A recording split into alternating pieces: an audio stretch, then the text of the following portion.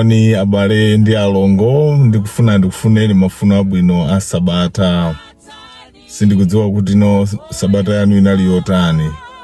Komano chokhacho chongokhala ndi moyo mtsiku la lero kuti kwatichera tiye timuyamike Yehova. Akwana tsiku lija loti tikampembeze Yehova.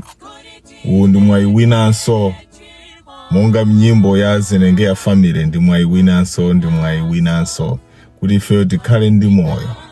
Mulungu atipasa mwayi kuti tikampembeze. Sindikudziwa kuti mapulani anu lero ndi otani, mukapemphera kuti muli ndi zilinganizo zotani ku mipingo kwanu. Tiye tipempherere zonsezo. Nthawi zina anthu ife sitimadziwa kuti tadalisidwa pokapoka mwina titaona anzathu ena, taganizirani anzathu amene ali ku Gaza kapena ku Ukraine, amene lero chifukwa choti kuli nkhondo sangathe kukhala ndi ufulu ngati mmene ife tili nawo. Ife tili ndi ufulu opembeza.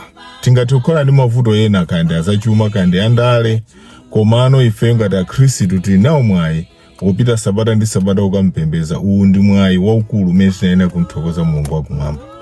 Ndiye ena timapezeka kuti mwayi ngati umenewu tikuutaya, tikupezeka kuti no mwamoti tipite ku chalichi tikupanga mapulani ena.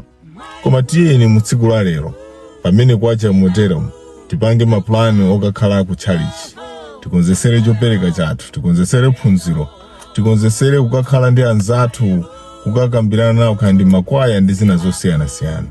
Sabata likafika sinthawi yopanga mapulani ena amene tinakatha kuchita mkati mwa wiki.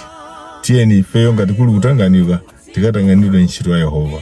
Maso pambali pokapembeza tikakumbukire kukapempherera anthu ena. Anthu ena atifotokozera mavuto awo. Tiyeni tisakhale adiera tikapempherera. Ambuye akudaliseni. Zikomo kwambiri.